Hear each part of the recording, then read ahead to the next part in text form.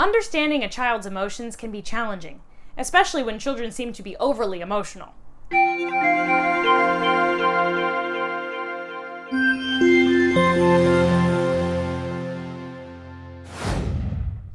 Hello, I'm Samantha from Learning Success. This video is part of a series to help you, the parent, understand your child's emotions, so you can better help your child manage and express these emotions in positive ways. In this series, you'll get help from a variety of experts in the area of childhood emotions. Learning Success is sponsoring this series because we want to help. In today's video, we have Clarissa Harwell. Clarissa Harwell is a therapist and homeschooling parent in the Bay Area. She works with children of all ages and their parents and loves helping parents find more connection and peace. Let's see what Clarissa has to say about helping children manage emotions. Hi, I'm Clarissa. I'm a clinical social worker in California, and I'm going to talk to you a bit today about your kid or kids who may have really big reactions. You may have thought to yourself, why is my child behaving this way? Why are they having such a big reaction to something that seems really small to me? Maybe your child is having a full-on meltdown over you choosing the wrong color bowl to serve their food in. Maybe they saw the expression on someone's face and perceived it as anger. There's a few ways we can think about parenting children who have these higher sensitivities and may respond to things in ways that we as their parent don't really understand. And we might think they're a little bit much. Often these kids are described by others as overly sensitive, overreacting, making a big deal out of nothing, high needs, or really fussy in infancy. And there's many ways to approach being the parent of one of these kids. And for all the difficulties that do come with parenting a child with this temperament, there's a lot of beauty, and there's a lot that we can learn as parents about how to support our child as they experience the world from a place of being really sensitive to feelings and their surroundings and the behaviors of others.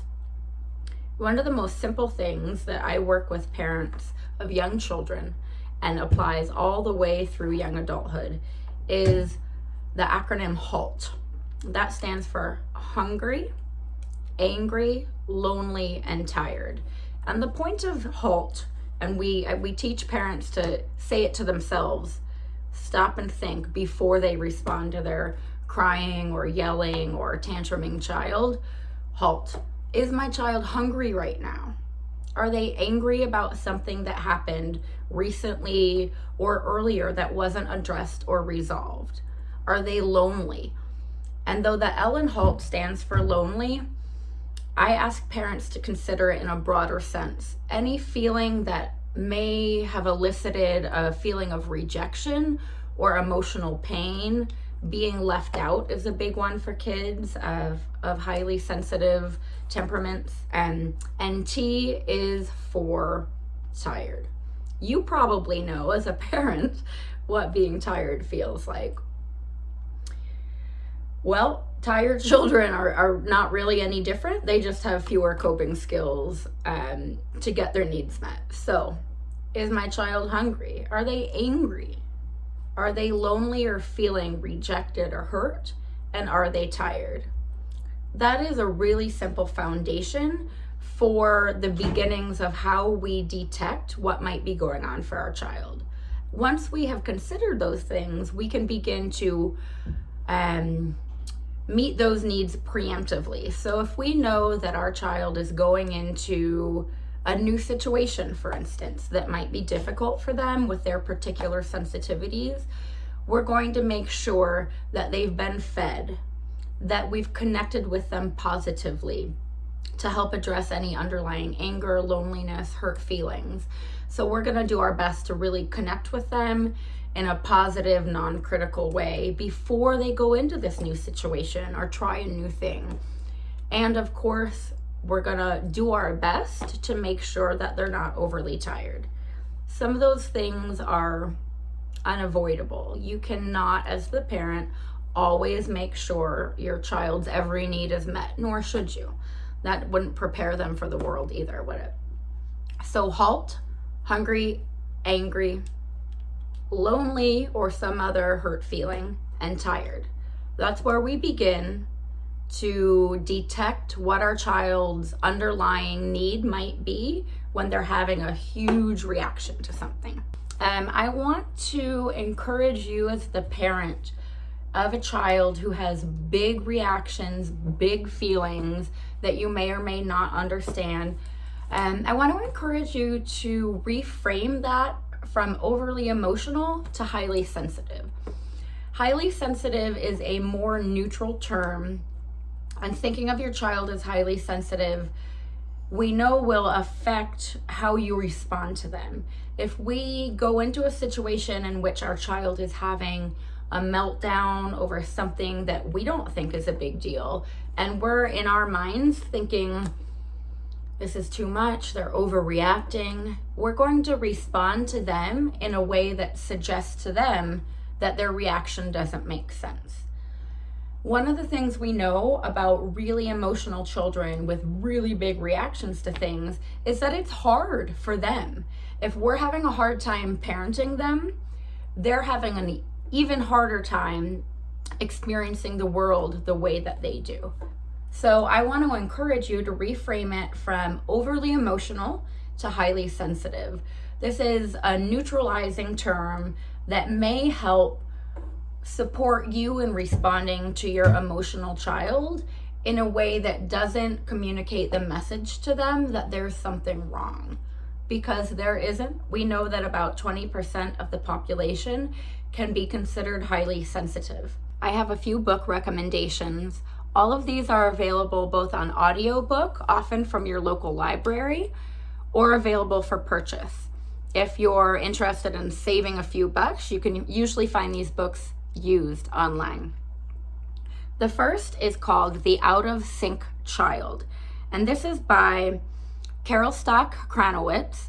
She is a wonderful, wonderful author who makes the idea of having a child who processes things differently feel a lot less overwhelming, and gives you some really practical tips for how to respond when your child is having a huge reaction to something that may seem small to you.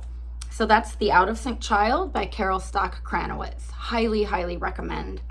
Another one that I love, it's a classic, and I've heard such good feedback from many, many parents that I've treated in my therapy practice, and both they and their children ultimately benefit from understanding what it is like to be a highly sensitive person. And this book is called The Highly Sensitive Child by Elaine Aron.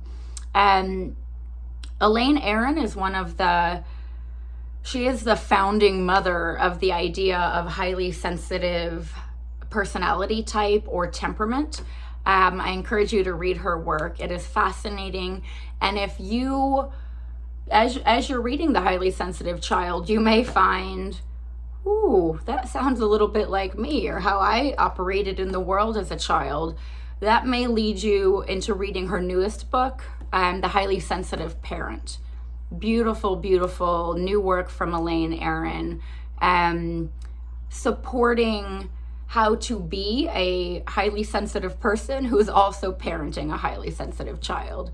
Sort of a double whammy, and there's a lot of beauty in that relationship that makes it such a positive thing to read about from an author who knows this topic and this temperament better than just about anyone. I also love Dr. Ross Greene wrote a book some years ago called The Explosive Child. And you may be nodding your head and thinking, that's my kid. My kid is explosive. They have huge reactions, whether fear or angry or hurt feelings, and you may not understand why. The Highly Explosive Child by Dr. Ross Greene. The Explosive Child by Dr. Ross Greene. Another comforting read with some really practical techniques and tips and a foundation of understanding this personality type, and ways to respond to it that will not increase those big reactions. Finally, Dr. Dan Siegel is the author of many books. My favorite for parents of young and tween children is No Drama Discipline. This book will give you many, many ideas for responding to your emotional child in a calm place. And it doesn't just tell you what to do, it tells you why. It tells you what's going on in your child's brain, the neuroscience behind being a highly sensitive, strong reaction type child. And it really backs up the techniques and recommendations with the latest in neuroscience. Can't recommend No Drama Discipline by Dr. Dan Siegel enough. Really, really helpful for really not just highly sensitive children, but just about any child up to the teen years. If you have a child who you've often found yourself thinking, why are they acting like this? Their reaction is too big, too loud, too dramatic. You may have a child with sensory processing differences. What we tend to see in children who have sensory issues, things like the texture and smell of food might elicit a really strong reaction in them. They may refuse to eat certain foods because they don't like the sensation in their mouth, or the smell is too strong. Another one is texture. These kids often will find themselves melting down, really angry, or even scared when they are asked or forced to wear certain things, certain types of fabrics. They may not like to touch certain things at the playground. Some of these kids really hate beaches because of the sand. They may hate walking in grass. And they may also seek out different input to their sensory system, like really cold things, or they may avoid sticky things.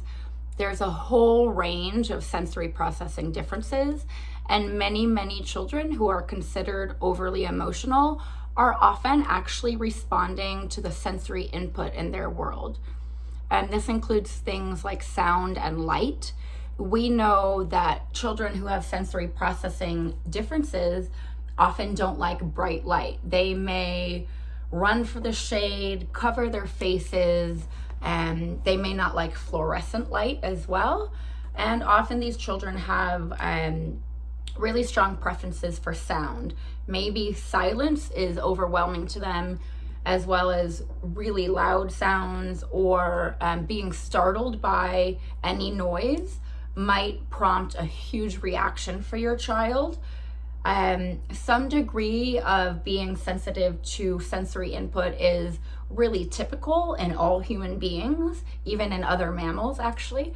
But in highly sensitive or so-called overly emotional children, many of these kids are actually having a nervous system response to the stimuli around them. That can be touch, taste, smell, hearing. Some of these children will be seeking out sensory input, so they may be running into you on purpose. They may be squeezing too tight and they don't realize how tight it feels.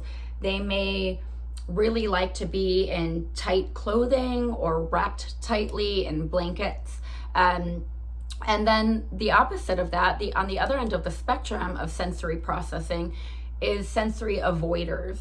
A lot of highly sensitive children avoid too much sensory input and are easily overwhelmed. And we know that this is not just about preference. This isn't your child trying to be difficult or refusing to behave in the way that you're asking them to behave. This is a genuine processing issue. If your child could respond in a better, more stable way, they would. This is not fun for your child. Your child is overwhelmed oftentimes by the environment. So some of the ways we can support this as their parent, as we get to learn about our child's sensory profile, is being aware of the lighting, being aware of the temperature that they feel on their skin, and preparing for that.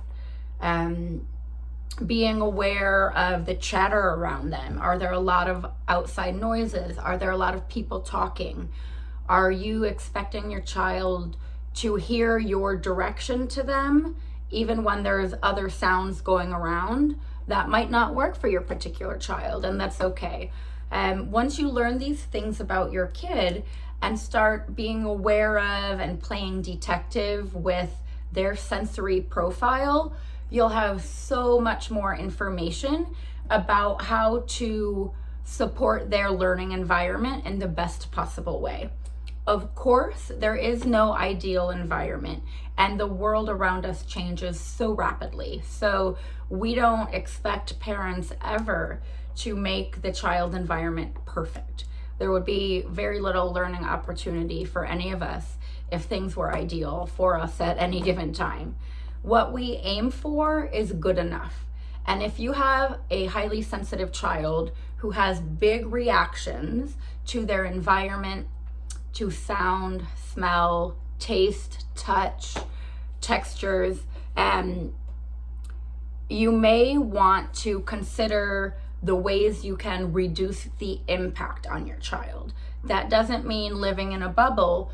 It can mean doing things for your child, like bringing a change of clothes if the temperature changes, or making sure that there is shade or dimmer light available if bright lights really bother your child.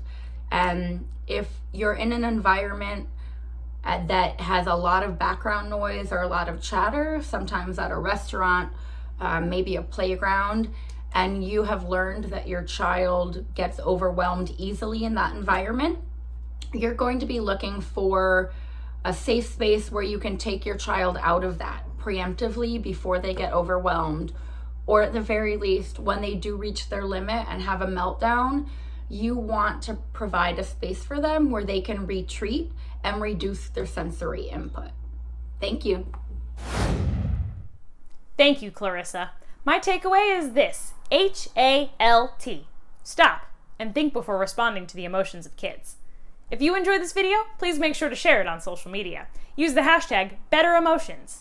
And remember, you've got this. The fact that you're here watching this video means you're an amazing parent. And that's a wonderful thing to be.